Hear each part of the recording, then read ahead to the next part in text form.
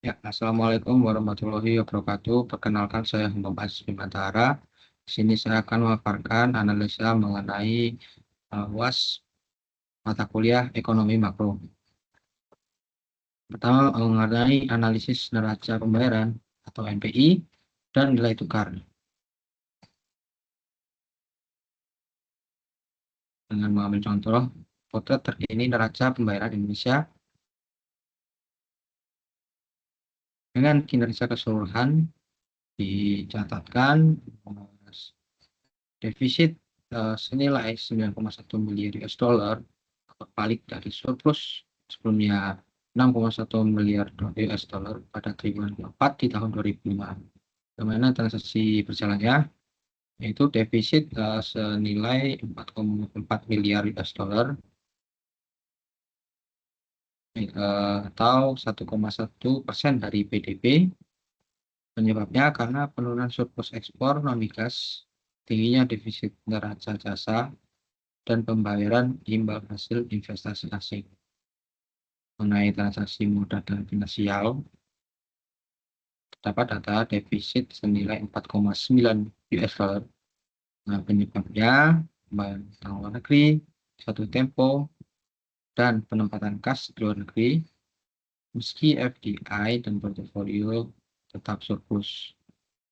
Mengenai cadangan devisa, itu berada pada posisi aman, sebesar 148,5 miliar US dollar atau setara 5,8 bulan pembiayaan impor.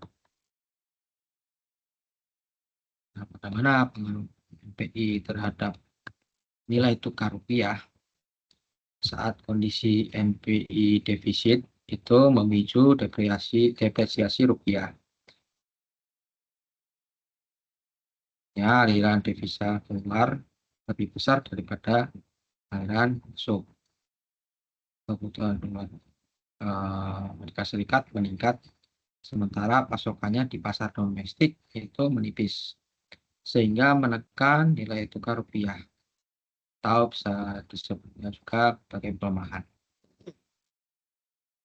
Bagaimana jika kondisi NPI surplus? Itu akan memicu apresiasi rupiah. Aliran devisa masuk lebih dominan, pasokan dolar Amerika Serikat di dalam negeri melimpah sehingga mendorong penguatan rupiah.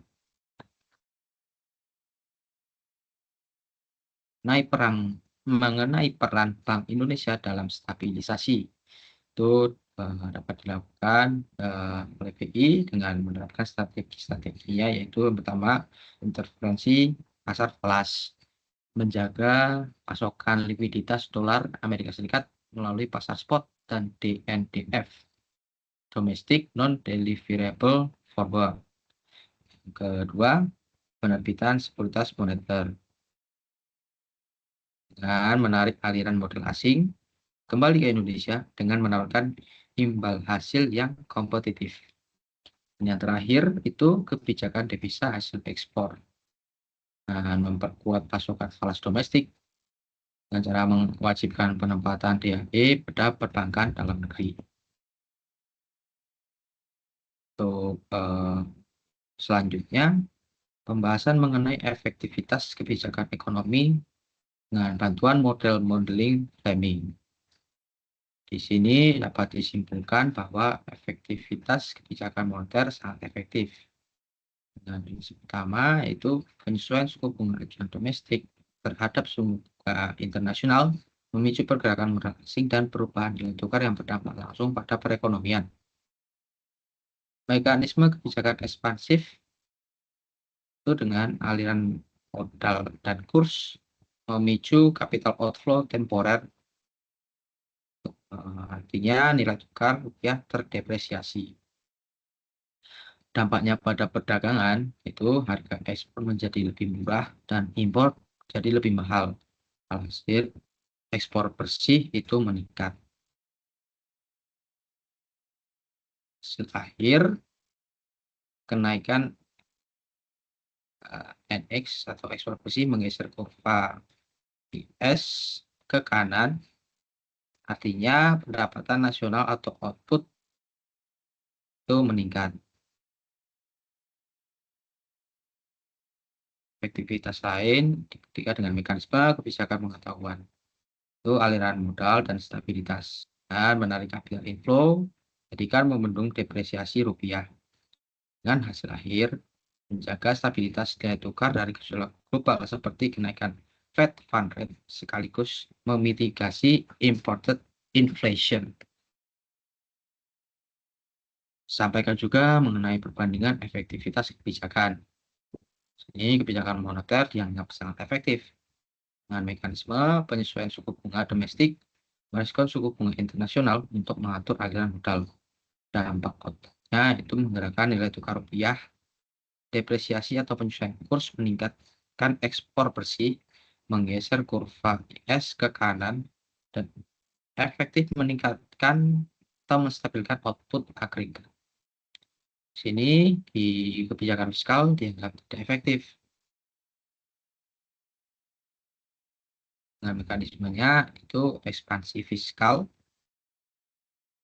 menaikkan suku bunga domestik, memicu capital inflow masif yang menyebabkan rupiah mengalami apresiasi. Dampak outputnya apa? Apresiasi rupiah membuat barang ekspor mahal dan impor murah, sehingga NX merosot drastis. Penurunan NX menetralkan stimulus fiskal sehingga output agregat stagnan dan tidak berubah.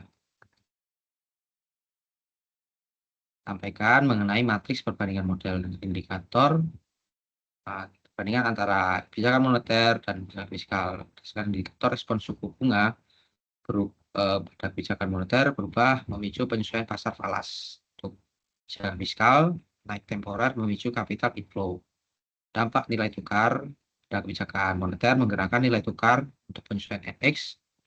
Kebijakan fiskal menyebabkan apresiasi yang menekan NX.